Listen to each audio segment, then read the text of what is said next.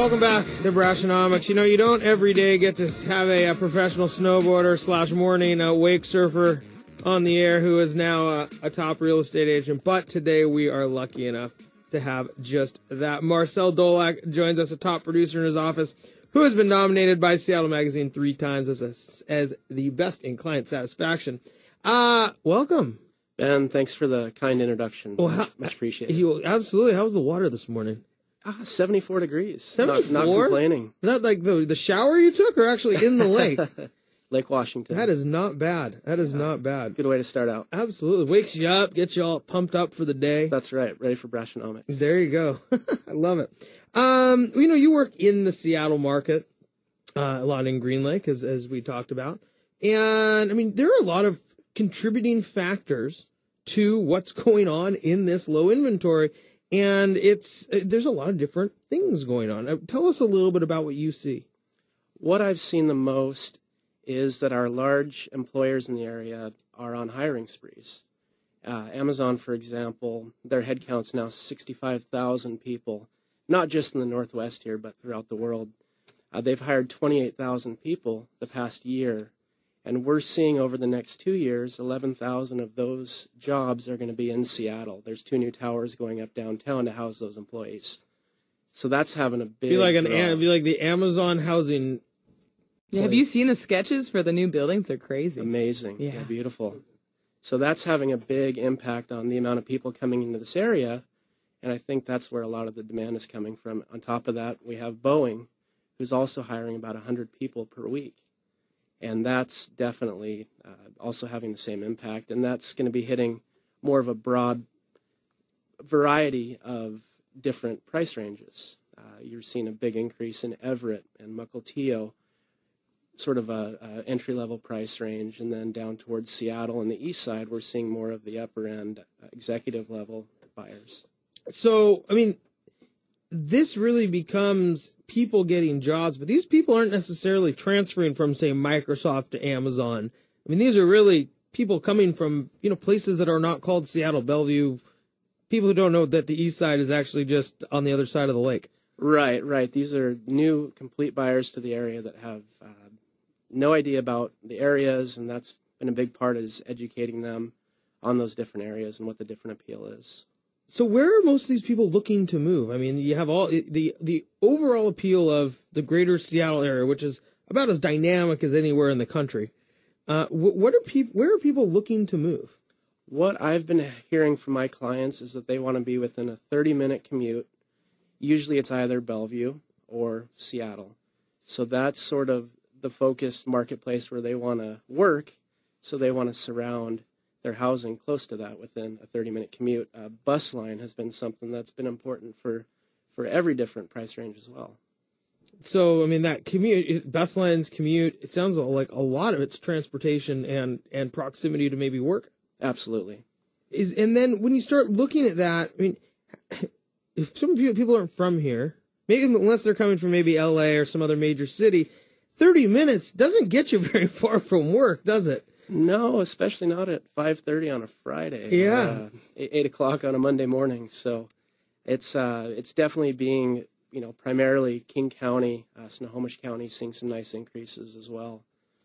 And so okay, I mean, so their prices are going up, and you end up with all these people who are coming in, and these are not low-paying jobs either. No, a lot of the jobs that we're seeing through Amazon and even Boeing are 6 figures and above. So they're looking for a nice, usually a family home, and it's getting tough to find. Is there a little bit of a sticker shock when people come here and they hear they're going to make, $100,000, $120,000, $140,000 a year as a developer or whatever role these guys are taking, and then they go, wait a minute, like I can't buy a mansion for that much? Right. I think my buyers from San Francisco come in here and they say, gosh, I want to buy 2 of these.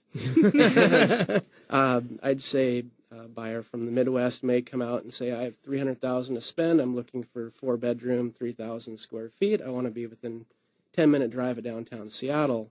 And I think it's tough to bring that reality to you. Yeah, I would imagine. And so what happens then when people can't find that house? I mean, if somebody comes in and they're thinking, as you said, I want a big home that's 10 minutes. That's like the perfect house. What are they doing? Are they going to rent? Are they continuing to buy? Have you seen that transition? Right. So here's what I saw about a year ago is a lot of my relocation clients. I work with John L. Scott's relocation department, and a lot of the relocation clients coming in last year were choosing to rent. And now a lot of those folks are deciding to buy, and I think that's where a lot of our surgence in this marketplace came from, was a lot of people that were sort of on standby waiting for their house in another part of the country to sell before they would buy. Mm-hmm. So I think that's having a big impact on it. Yeah. And a lot of the buyers today that I'm having, they're coming in with that intention to buy. Then they might sort of touch on the subject of rental market, and we're seeing almost a 10% increase in rents in Seattle. So they're looking at that and saying, okay, well, I better just source out the right house and focus on buying. So there's some short-term rentals and things like that that people are really focusing on getting into so they can wait for that right opportunity to come along. Yeah, Marcel Dolak joins us with John L. Scott, recognized the #1 residential real estate agent in Green Lake area. And so when you talk about 10% increase in rents, Seattle Times has talked about 10% increase in homes for sale.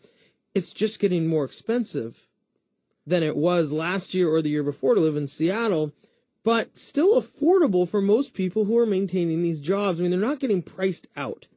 That's correct. And if they can find the right house, they're going to be comfortable. They're not going to be priced out of the Seattle market. It's just being patient and persistent, and definitely having an agent that knows what's going to help them get that house, pre-inspections and those kind of great things. Yeah, I mean, well, and my when you start thinking about, and when I talked about in the monologue about this element of looking forward and, quit looking in the rearview mirror so much, I think this is one of those places. I mean, if you have the means and a home is important to you and you can find the home that fits your needs, it's what it costs. I mean, at some point in time, people have to realize that's what it costs to live in this house. Right. And, from the mortgage side of things, of course, we always caution people going above what they're comfortable with.